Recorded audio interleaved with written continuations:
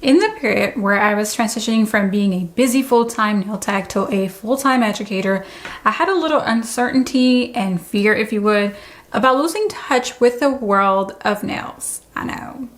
All I knew at that time was that I at least needed a break in the industry, and I had great peace from that decision. I was looking forward to mommy life, but my second child, Nails, was kind of asking questions like, so how long before you start giving me attention again? And that voice kind of kept intensifying during baby nap times or any extra bit of time I had to myself, really. So I would start often crawling into my little studio and work on press-on nails. I didn't know who they would be for or how I would sell them or exactly what kind of designs I would niche into. Eventually, I did figure it out, and I've put all of that information in my digital course, the Press-Ons Lab.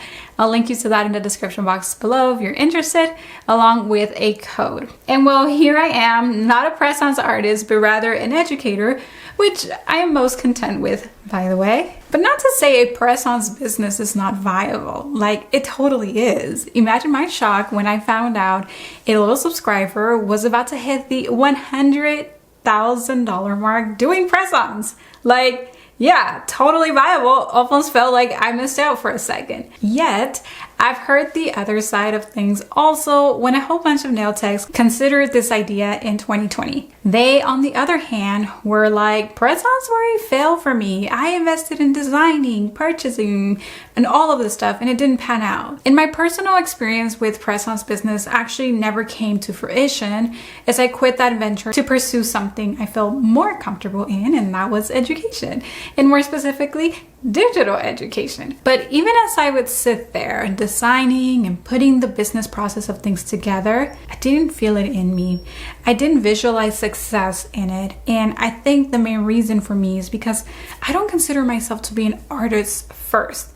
Nail art doesn't come easy to me, even though I can execute it to some degree. But I guess in press-ons, I would feel more of a copycat, whereas with education, I just felt like there was so much new, vibrant, good information and experience that I could share. So as I would sit there trying to design press-ons, I couldn't create or design fast enough to start selling anything in droves.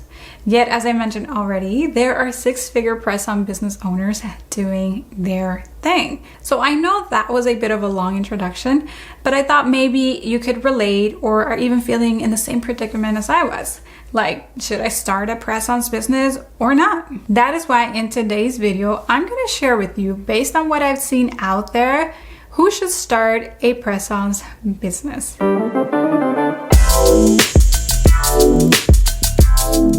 Hey there, and welcome back. And if you are new here, welcome. My name is Paola of paolaponcenails.com, and I help nail stylists become thriving entrepreneurs by mastering all of their gel nail services, even a press-ons business, using soft gel only. If you would like to consider growing with me in this niche, then at the end of this video, do consider subscribing. Before I dive in, I'm hosting a free Kokoist class this week to help you with your Kokoist product knowledge. This is also a great class if you're considering enrolling into this season of certification, as enrollment is closing this Thursday. I'll drop a link below to register for the free class and also to learn more. Who should start a press-ons business? Let me first start with who should not start a press-ons business. Number one, you should not start a press-ons business if you just want to make quick cash or money on the side. A press-ons business is just like any other business that will need nurturing, lots of it, in the beginning to kick it off. And so if you are not going to treat it as if you just launched your very own line of skincare, do not get into press-ons. I've yet to meet a press-ons artist that just casually and randomly drops a set here and there and passively is making sales from their press-ons business. Number two, you also shouldn't start a press-ons business if you're in a constant time stress. I mentioned earlier that nail art does not come easy to me, and it especially doesn't if I'm trying to throw up something quickly for a nail art video. It's just not going to happen. Like, I'm not that kind of creative. And I can imagine that very few people are. I believe nail art is an escape, a time where you draw out inspiration and find uninterrupted time to let your creativity flow. And so if you're an overbooked nail tech, or you're already successful in another area of business or your career, or you're a busy parent with very little time, or whatever other life scenario that causes you not to have calm to design, then I would really reconsider if Press-Ons is the right business outlet at this time for you. Also, imagine you could have spare time to create. Well, your time and stress levels need to also be under control, because you would have to design and deliver immaculate sets to your customers. So now that we have a grasp on who shouldn't start a press-on nails business, here are the 3 types of people that should consider starting a press-ons business. Number 1, the nail art enthusiast. Being a press-ons artist does not require being a licensed nail tech. So if you absolutely cannot contain your nail purchasing frenzy and you're motivated and excited to paint on 10 plus tiny canvases at a time, all the time, then the world is your oyster when it comes to starting your press-ons business. I think the nail art enthusiast is the most perfect candidate to start a press-ons nail business. They are fueled in every which way to make something happen for themselves, and if it doesn't, it's all right with them. They still love what they do. Minimally is like a great creative outlet, a hobby. Number 2, the content creator. If you are creating content on the regular and you don't know how to monetize your content outside of affiliate partnerships or like Amazon affiliates, creating a press-ons business could be a revenue source, like a real one. Your nail art tutorial can drive viewers to purchasing a set with a showcase design, as this month's special nail offering, for example. Now, if you are a prolific content creator or influencer with a captivated audience, you most probably will be able to sell them anything you believe in.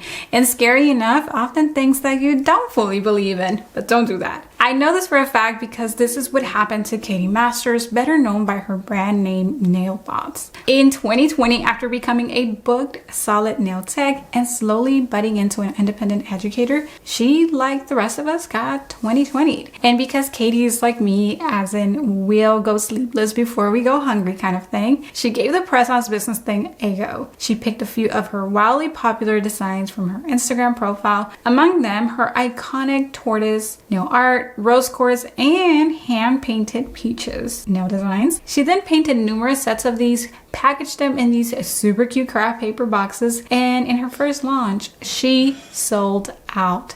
She tried it again the next month and sold out again. Yes, she then tried it again, and yep, you guessed it, she sold out again. Right around this time, her collab with Kokoist began, and she focused wholeheartedly on that. Do you see how every business requires your 100% attention to it for it to succeed? So her press-ons biz, although wildly successful, had to take a break. And guess what? After a 2-year hiatus, Katie is back with her press-ons business. Now that she can afford to invest in a supplier, Katie has submitted her designs to be printed on a much larger scale than she could ever hand draw herself to meet the demand of her press-ons prospects. Next week, she's debuting her line of press-ons and is kicking off her launch with her iconic tortoiseshell nail art. If you're interested in being part of this first launch, head on over to nailthoughts.com and sign up to the newsletter to keep in the know. I'll also drop that link in the description box below for you. So yes, prolific content creators and influencers should definitely consider bringing some of their content to life in the form of a press-ons business. The third kind of person that should consider starting a press-ons nail business is number 3, a licensed nail tech who realize they don't actually like working with the public. So you went to nail school only to realize cutting cuticles or holding hands for 2 hours with a stranger ain't your thing. This is actually more common than you think, by the way. Yet you feel as though your heart is still in the nail industry somehow, some way. Well, that may be in the form of a press-ons nail business. In fact, another loyal subscriber actually went through this exact same experience. Sat through nail school only to realize that pushing back skin on nails kind of gave her the heebie-jeebies. So she launched her press-ons business exclusively on Instagram, like no website. And I just checked her out today and she's still doing her thing like 3 years later. I'll drop her and other successful press-ons artist handles in the description box below for you if you want to see what a successful press-on business can look like for you. That description box is loaded today. Who are press-ons for anyways? This is a really good question to think about when launching your own press-ons business. The riches are definitely in the niches, so you do have to spend some time thinking about what your ideal customer looks like. Who do you envision wearing your nails? Some possibilities can include models or agencies, entertainers, the day-to-day person who wants very short nails, someone who struggles to paint their own nails, your subscribers who love your style of art on your social media platforms, and even those who are no longer with us. Let me explain. One of my family members actually works at a funeral home / cemetery, and I don't know if you know this, but corpses get their hair and makeup done too. And this family member of mine actually had a corpse, to assist on, and family wanted their loved one to have their nails done with press-ons. So this can definitely be a niche. Just want to throw it out there if anyone wants to run with it. Just a pro tip, the glue won't dry or cure when the hands are very cold, so sticky tabs will be the way to go here. So bottom line, envision your customer and create your branding to attract that ideal customer. Why do so many press-ons business fail? Ultimately, there are 3 reasons why I believe press-ons businesses fail. Number 1, no audience. Imagine doing all of the good work with a proper launch, beautiful branding, etc., and you drop your first press-ons release to an empty room. Sales aren't going to happen. Which brings me to number 2, no real strategy to launch that press-ons business as a proper branded business. Your strategy should definitely involve a way to grow an audience to sell to regularly. And number 3, lack of motivation, which is going to happen when you don't have the 2 previous things mentioned, like that audience and that strategy to launch your product. If you don't have an audience or they're not warmed up to your press-ons business and any of its new releases and then opting to buy, then things sooner than later will get discouraging. Conclusion. Look, if after today's conversation you still desire to make the press-ons business a successful thing, go for it. You at least now know the real commitment you are in. Things could totally work out for you. Not here to crush your dreams. I'm here to help you crush them in the biggest way.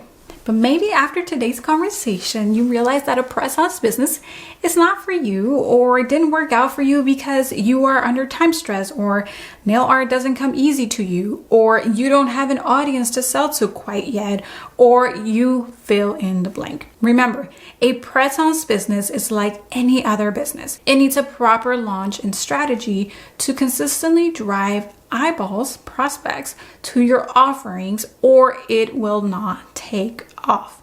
Traffic sources can include word of mouth, reels, blogs, an Etsy shop, and any other place where a group of people congregate regularly so that you can nurture even just a small segment of new prospects and then nurture them into buying your thing, in this case, your fabulous press-ons. Thank you so much for joining me today. I'll drop a link and code to my Press-Ons course down below, as well as the Nail Thoughts website if you want to be part of her new Press-Ons business debut. Remember, if you're joining us for Kokoist certification, enrollment closes this Thursday at 10 p.m. Eastern. If you're still on the fence about joining but are seriously considering it, I'm hosting a free class this week where you will learn more about Kokoist. You can start registering for it right away using the link in the description box below. Thanks again, and I'll see you next week. Bye for now.